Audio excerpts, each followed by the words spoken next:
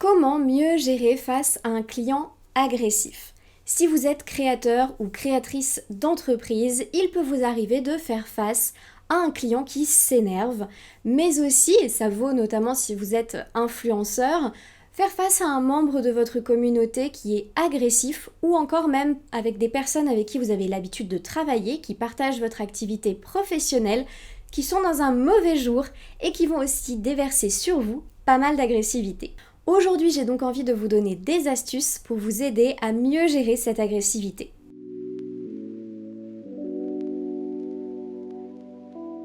Bonjour, je m'appelle Laure, je suis sophrologue et photographe. J'aide les créateurs d'entreprises à vivre plus sereinement leur activité au quotidien et à améliorer l'image de soi.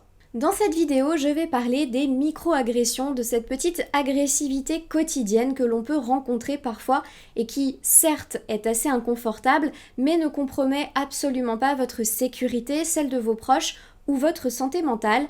Aujourd'hui, je ne parle pas de harcèlement. En ce moment, on parle pas mal justement du harcèlement sur les réseaux sociaux. Aujourd'hui, ça n'est pas le sujet dont je vais traiter. Les astuces que je donne, certaines peuvent être utilisées pour gérer le harcèlement, mais très clairement, ça n'est pas adapté à ce contexte-là. Je pense que je vous ferai une vidéo un jour pour vous parler de justement comment gérer les conséquences du harcèlement, puisque c'est une demande que l'on me fait régulièrement. Mais pour l'instant, je vous parle simplement d'un client un petit peu mécontent qui a décidé d'être un petit peu agressif dans sa manière de vous le communiquer, mais ça ne va pas plus loin. L'idée donc de cette vidéo, c'est de pouvoir vivre un peu plus facilement au quotidien avec les autres, même quand ils sont sur les nerfs. La première chose que j'ai envie de partager avec vous, c'est comment comprendre l'agressivité de l'autre. Si j'ai vraiment appris quelque chose ces dernières années au travers de mes différentes activités professionnelles, c'est que les gens ne sont jamais agressifs pour rien. La plupart du temps, les gens sont agressifs parce qu'en fait, ils ont peur, ils ont un stress énorme qui vient se rajouter peut-être au reste de leur journée et ça déclenche une agressivité parce qu'ils ont peur de ne pas être entendus, ils ont peur de ne pas être compris, ils ont peur que personne ne s'intéresse à leurs problèmes. Par exemple, si vous possédez une boutique en ligne et que je ne sais pas, il y a une erreur dans une commande et qu'il y a un produit manquant. Parfois, vous avez des clients qui sont extrêmement agressifs parce qu'il manque un produit. Eh bien, tout simplement, ça peut être parce que c'était une dépense assez importante pour lui dans son budget. Il a peur que vous ne le remboursiez pas, il a peur de ne pas avoir son produit, il a peur de s'être fait arnaquer. Donc du coup, l'agressivité sort en premier alors que ça vient simplement d'une peur de sa part. Pareil, un abonné qui peut être un peu agressif dans son propos, parfois c'est tout simplement un stress parce qu'il a peur d'être exclu de cette communauté ou alors parce qu'il a peur de ne plus se retrouver dans une figure qui le rassurait. C'est tout simplement parce qu'il y a un stress, il y a une inquiétude.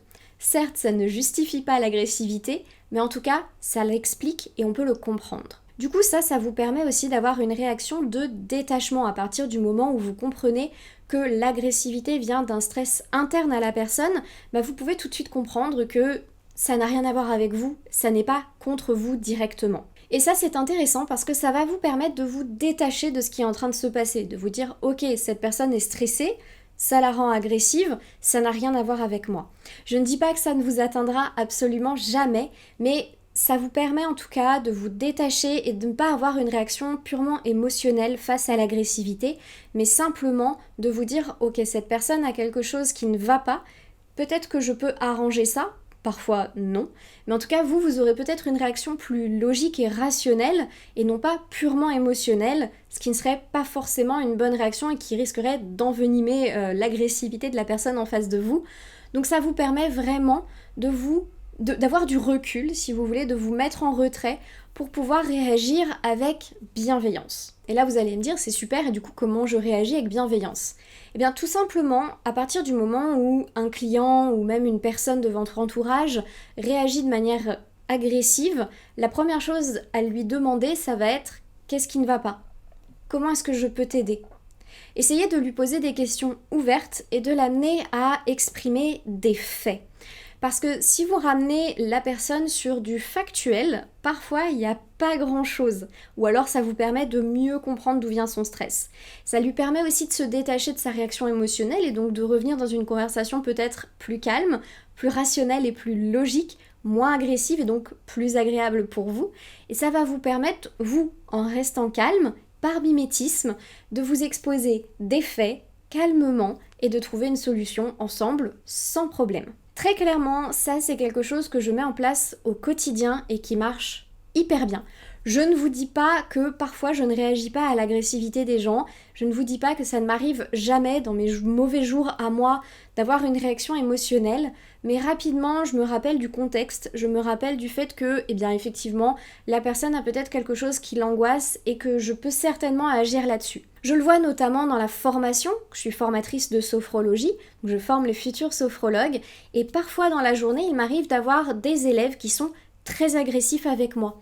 Et quand c'est le cas, c'est tout simplement parce qu'ils sont stressés de ne pas comprendre, ils ont peur de ne pas réussir à comprendre ce que je suis en train d'expliquer, et qu'on continue la journée sans eux, et que eux ils n'aient toujours pas compris, et qu'on parte complètement sans eux. Et la plupart du temps, tout simplement, poser la question, qu'est-ce qui ne va pas? Comment je peux aider? Est-ce qu'il y a quelque chose que je peux réexpliquer? Et bien à ce moment-là, ça calme le jeu. Factuellement, ils peuvent m'expliquer ce qui n'est pas clair ou ce qui les a stressés, et on peut tout simplement reprendre la journée avec beaucoup plus de calme et bienveillance. Alors ma deuxième astuce, ça va être justement comment rester calme et ne pas vous laisser submerger par vos émotions. Parce que là, je vous entends déjà dire, elle est bien mignonne avec ses conseils, mais concrètement, comment je fais pour ne pas m'énerver ou me laisser submerger quand il y a une personne face à moi qui me crie dessus? Très clairement, ici, comme beaucoup de fois, je vais vous dire, la respiration est votre meilleur allié. Évidemment, quand vous êtes face à une personne qui est agressive et qui est en train de s'énerver sur vous, de vous crier dessus, vous n'allez pas lui dire « Attendez une petite seconde, je vais faire un exercice de sophrologie, là je vais respirer un peu, on reprend après ». Non. Par contre, assez discrètement, vous pouvez faire des exercices de respiration. Notamment la respiration abdominale est votre meilleur allié dans ce genre de cas. Donc quand il y a face à vous une personne comme ça qui a une réaction agressive, que ce soit en live, face à face, ou alors par téléphone, ou alors même sur Twitch, ou quoi que ce soit, n'hésitez pas à venir poser une main sur votre ventre, c'est discret, et à respirer en gonflant votre ventre et en essayant de le dégonfler. Vous n'êtes pas obligé de faire du bruit, vous n'êtes pas obligé d'expirer par la bouche, mais juste concentrez-vous 2 secondes sur votre ventre qui se gonfle et qui se dégonfle. Et vous prenez comme ça quelques instants. Ça va énormément vous aider à vous détendre, à vous recentrer un petit peu en vous concentrant sur votre respiration. L'autre possibilité aussi, si c'est assez discret pour vous et que vous pouvez le faire, c'est d'inspirer, de bloquer, de garder la respiration bloquée quelques secondes, d'expirer, à nouveau bloquer, et ainsi de suite. D'inspirer, vous bloquez, vous soufflez, vous bloquez, et vous réinspirez. Vous faites ça plusieurs fois, c'est un cycle respiratoire de respiration contrôlée qui va vous aider en fait à mettre votre cerveau en alerte et donc à augmenter votre concentration, à avoir une meilleure oxygénation du sang, de ralentir votre rythme cardiaque et du coup d'amener une meilleure gestion des émotions pour que vous soyez plus apte à gérer ce qui est en train de se passer face à vous. Également, si vous avez la possibilité, vous pouvez vous préparer en avance. Si vous savez que vous risquez d'être face à une personne qui s'emporte facilement ou alors dans un contexte où il y a un risque d'agressivité, n'hésitez pas à vous préparer en amont en faisant un exercice qu'on a déjà vu dans une vidéo précédente. Il s'agit des rotations axiales. Les rotations axiales, elles vont vous permettre de créer une zone de calme et de sécurité autour de vous, comme une bulle dans laquelle vous allez vous sentir à l'aise et où vous avez l'impression que rien ne peut vous atteindre. Pour cet exercice, je vais vous le réexpliquer pour que vous puissiez le faire facilement à la maison. Vous vous placerez debout, les pieds parallèles écartés de la largeur du bassin, le dos droit, les épaules relâchées, la tête bien droite dans l'axe, les yeux fermés.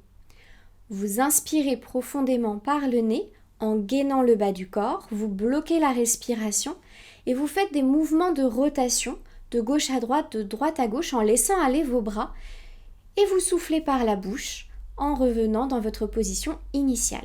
Puis vous restez quelques secondes là, les yeux fermés, pour accueillir les ressentis avant de recommencer une deuxième fois. Vous ferez cet exercice 3 fois et en fait je vous invite à imaginer pendant que vous faites l'exercice que vous délimitez réellement avec vos bras une zone autour de vous. Cette zone elle peut même être délimitée par une couleur, vous pouvez imaginer une membrane colorée ou quelque chose qui vient vous protéger et dans laquelle rien ne peut vous atteindre. C'est vraiment une zone de sécurité, une zone où vous pouvez rester calme et qui vous permettra de mieux gérer l'agressivité qui vient de l'extérieur. Mais parfois, si vous avez été face à une personne agressive, il est très difficile d'avoir su gérer et d'avoir été à l'aise. Et puis même si vous avez réussi à rester calme, ça a dû vous demander beaucoup d'énergie. Votre stress à vous, il a certainement un petit peu monté. Donc vous pouvez faire un exercice après une situation comme ça où vous avez été face à une personne pleine d'agressivité et de colère pour vous apaiser. Pour ça, vous pouvez faire un exercice qui s'appelle les éventails. Toujours dans la même position, les pieds parallèles écartés de la largeur du bassin, le dos bien droit, les genoux un peu déverrouillés, les épaules bien relâchées, la tête droite dans l'axe et les yeux fermés. Vous allez commencer par inspirer profondément par le nez en levant les bras à l'horizontale devant vous, paume ouverte, bloquer la respiration et agiter les mains comme pour lâcher prise ou pour effacer, pour dire au revoir, ce qui vous vient en les ramenant vers votre poitrine et souffler doucement par la bouche en relâchant les bras le long du corps. Là aussi, vous pouvez faire 3 fois et ça va vous permettre de vraiment tout relâcher, d'imaginer quand vous secouez les mains complètement lâcher prise, lâcher toutes ces émotions qui sont venues à vous, lâcher cette situation. En tout cas, faites en sorte que ce ne soit pas quelque chose que vous retenez. Non, au contraire, vous ouvrez grand vos mains, vous les agitez, vous lâchez toutes ces émotions négatives qui sont venues à vous. Vous pouvez aussi imaginer qu'avec vos mains, vous effacez l'agressivité, par exemple sur un tableau, ou alors que vous lui dites au revoir. Prenez l'image qui vous parle le mieux, mais n'hésitez surtout pas à faire cet exercice plusieurs fois pour vous sentir plus à l'aise après avoir été confronté à une situation de stress et d'agressivité. Enfin, ma dernière astuce, ça va être de montrer l'exemple et d'utiliser des outils pour ouvrir un dialogue constructif. Tout à l'heure, je vous parlais du mimétisme. C'est quelque chose de parfaitement humain. Par exemple, vous êtes face à une personne agressive qui vous crie dessus, très naturellement, vous aurez envie de hausser le ton à votre tour. Évidemment, si vous faites ça, vous entrez dans un conflit où tout le monde va se crier dessus et il n'y a absolument rien de constructif qui va sortir de cette conversation. En revanche, maintenant que vous avez conscience de cette information, au lieu de hausser le ton, vous allez faire l'effort, et je ne dis pas que c'est facile, mais vous allez faire l'effort, grâce à des outils comme la respiration, etc., de rester parfaitement calme face à la personne qui vous crie dessus. Même si ça va vous demander pas mal d'énergie, rapidement vous allez y voir votre intérêt là derrière, tout simplement parce que si vous restez calme, avec un ton de voix calme, naturellement, et par mimétisme, votre interlocuteur qui vous crie dessus va baisser en pression. C'est une technique qui est quasiment imparable. Vous allez rester parfaitement calme, vous allez même baisser légèrement votre ton de voix, naturellement, par mimétisme, la personne en face de vous qui vous crie dessus depuis tout à l'heure va faire la même chose et vous allez pouvoir commencer à ouvrir un dialogue beaucoup plus constructif et montrer à la personne en face de vous que son problème vous intéresse, que vous êtes concerné par ce qui ne va pas et donc lui permettre de s'exprimer calmement en sortant un petit peu de l'émotionnel. Pour ça, vous allez pouvoir utiliser un outil redoutable, la communication non violente. C'est un outil que j'ai appris quand je travaillais dans la vente et où le travail en équipe était primordial et on nous a appris la communication non violente et aujourd'hui je l'utilise énormément, que ce soit dans mon travail ou même avec mes proches. La première étape de la communication non violente, ça va être d'observer les faits. Vous allez donc exposer ou demander à ce que l'on vous expose les faits de manière totalement neutre, sans analyse, sans jugement.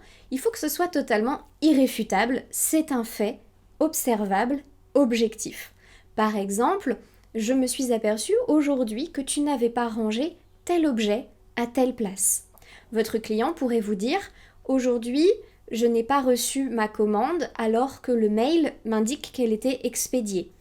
Aujourd'hui, j'ai ouvert ma commande et j'ai découvert que tel produit n'était pas à l'intérieur. » Tout ça, ce sont des faits parfaitement observables, objectifs et donc irréfutables. La deuxième étape de la communication non violente, ça va être d'exposer l'émotion que cela vous fait ressentir, que le fait observable énoncé plus tôt vous fait ressentir. Toujours en commençant par « je ».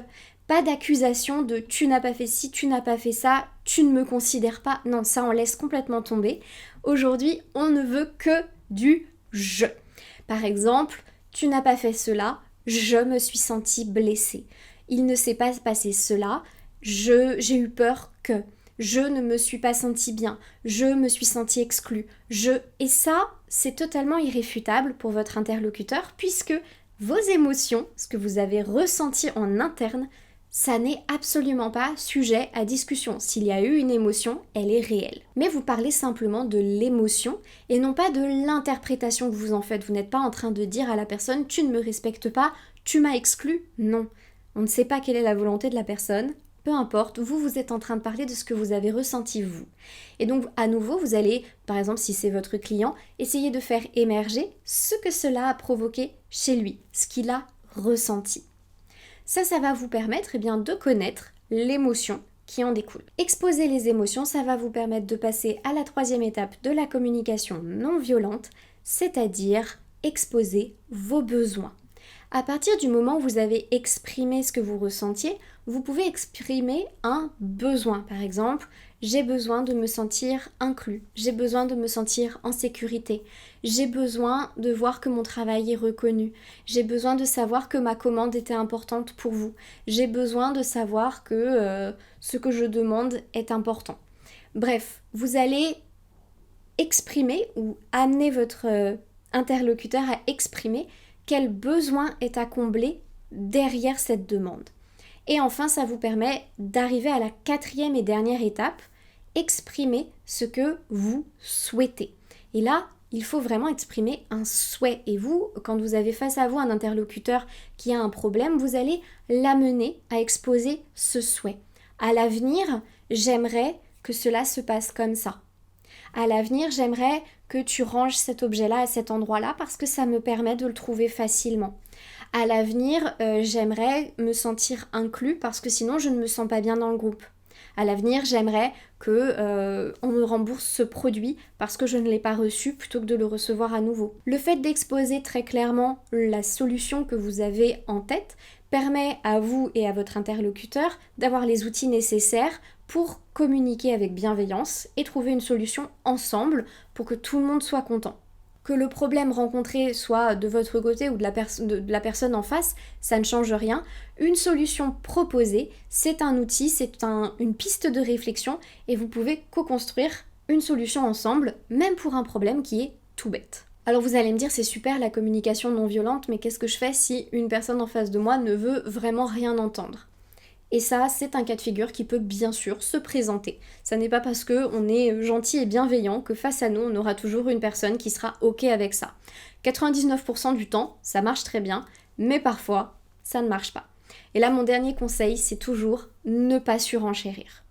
Parfois, laisser tomber, lâcher la conversation, juste trouver une solution rapide qui puisse s'arrêter là, c'est aussi une manière de très bien gérer un conflit et de faire en sorte que pour vous, ça soit beaucoup plus confortable. Si vous êtes face à une personne qui ne veut pas entendre vos émotions ou qui ne veut pas exprimer correctement ce qu'elle a exprimé, sauf en vous criant dessus, eh bien laissez tomber, mais ne surenchérissez pas. Parfois vous aurez peut-être envie de renvoyer balader la personne, parfois vous aurez peut-être envie de répondre encore plus avec encore plus d'agressivité. Laissez tomber, ce n'est pas grave. Et parfois, lâcher prise, ça passe aussi par ça. Et ça vaut aussi si vous êtes youtubeur ou streamer et que par exemple vous avez un commentaire désobligeant. Parfois, si vous voyez que face à vous, vous avez une personne qui est totalement fermée, vous avez le droit de ne pas accepter qu'on vous parle mal, vous avez le droit de ne pas accepter qu'on vous manque de respect, vous avez le droit d'ignorer cette personne et de ne pas rentrer dans un débat complètement stérile qui ne servira à rien et simplement lâcher prise pour ne pas vous ennuyer avec ça et ne pas vous rajouter une charge supplémentaire. C'est parfaitement entendable. Voilà, j'espère que ces astuces vous aideront à mieux gérer au quotidien face à une personne agressive. J'espère que vous n'en rencontrerez pas trop et n'hésitez surtout pas à mettre en place toutes ces astuces autant dans votre activité, dans votre business que à la maison avec vos proches parce que ça marche super bien aussi avec eux. En attendant une prochaine vidéo, je vous souhaite une excellente semaine et je vous dis à très bientôt.